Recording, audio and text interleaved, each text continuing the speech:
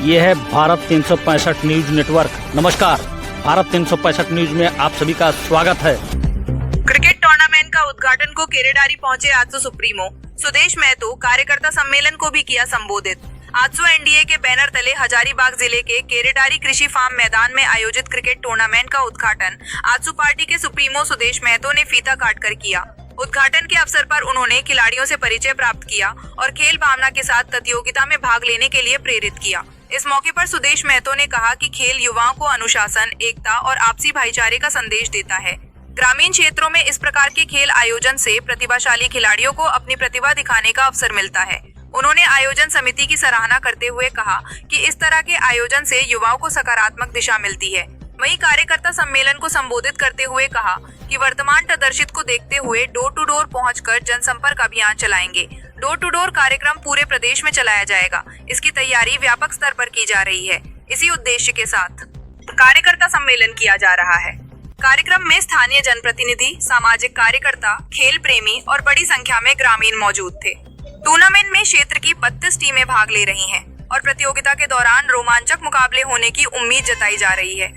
आयोजन समिति की ओर से मुख्य अतिथि को बुके देकर सम्मानित किया गया।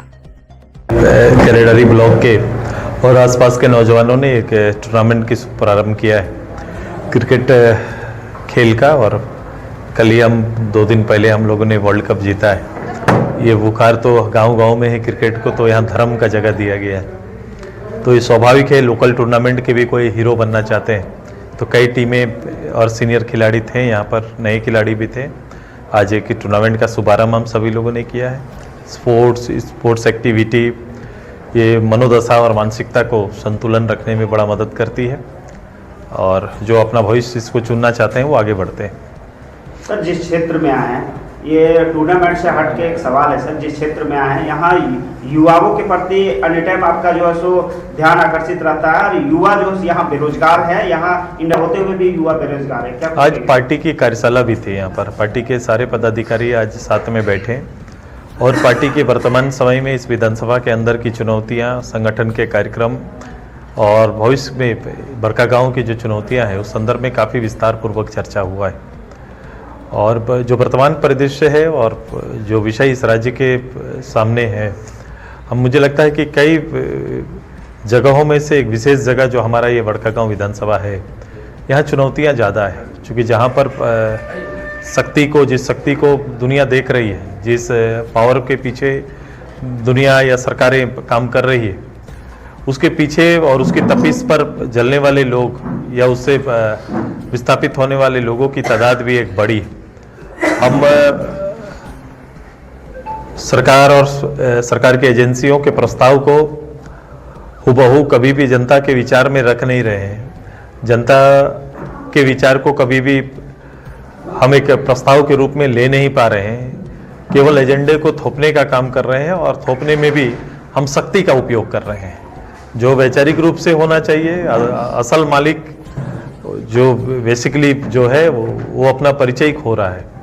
तो एक बड़ा भविष्य में इस क्षेत्र को लेकर जो चुनौतियां हैं उसे एक पॉलिटिकल हल निकालने का कोशिश हमारा रहेगा, मेरी पार्टी का रहेगा। संगठन के चुनौतियों को भी हम लोग ने साथ में रखा है, और राज्यव्यापी अभी कई कार्यक्रम हर जगह पर चलेंगे।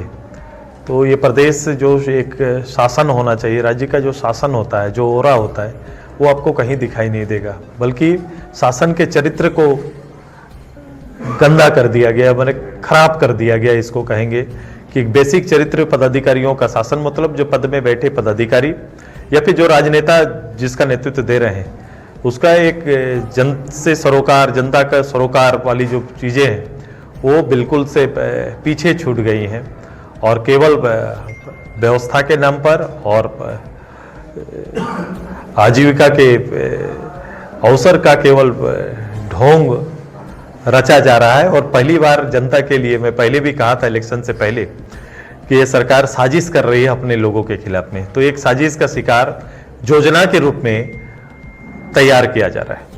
सर, आपने एक अंतिम सवाल है, बड़कागांव से आप गुजरे होंगे। बड़कागांव मुख्य चौक है जहां लगातार जाम की समस्या बनी हुई रहती है, और जहां से आपने गुजरा ये पब्लिक सड़क है और इस पर ट्रांसपोर्टिंग किया जा रहा है। सर, इस पर क्या कुछ कहेंगे? देखो, यहाँ आम समस्या और जाम दोनों समस्या है। यहाँ आम समस्या भी बहुत बड़ी है और जाम की समस्या भी है। यहाँ जो चीज़ें जिस रूप से होनी चाहिए वो उस रूप से नहीं है। नियम कानून चलाने वालों के लिए नहीं है और नियम कानून केवल गरीब बेबस के लिए है। यही अभी यहाँ अख्तियार किया गया है, क्योंकि उससे तकलीफ उन्हीं को हो रही है कि हम कोई माइनिंग एरिया, इतना बड़ा माइनिंग एरिया बनाए, साथ साथ माइनिंग क्षेत्र बनाए। हम मुझे पहले रोड नेटवर्किंग को तैयार करना चाहिए था। पब्लिक रोडवेज जो हमारा है, जहाँ से पब्लिक गुजरती है, छात्र गुजरते हैं, बसें गुजरती है स्कूल की, वो सबसे ज़्यादा परेशान होते हैं। अभी मैं आ रहा था तो देखे होंगे आप सभी, मैंने अभी उदाहरण दिया, वहीं पर हमारी पुलिस की गाड़ी भी खराब हो जाती है। सर, बड़कागांव विधानसभा क्षेत्र में जिस तरह से औद्योगिक का विकास हो रहा है, उस तरह से क्राइम का भी ग्राफ जो है बढ़ता जा रहा है। इस पर सरकार का नीति के बारे में, क्योंकि क्राइम नियंत्रण करने वालों का नियंत्रण किसी और क्षेत्र में बढ़ा है तो ये स्वाभाविक होगा। क्योंकि क्राइम को नियंत्रण करने के लिए जो लोग हैं वो किसी और चीजों पर नियंत्रण बनाने पे रात दिन मेहनत कर रहे हैं, इसलिए ये नियंत्रण तो आप में नहीं दिखेगा। सर, साफ शब्दों में आप क्या कहना चाहेंगे, किस क्षेत्र में जो है सो ये लोग लगे हुए हैं? आप उसको देख रहे हैं, भोग रहे हैं, जी रहे हैं। Thank you.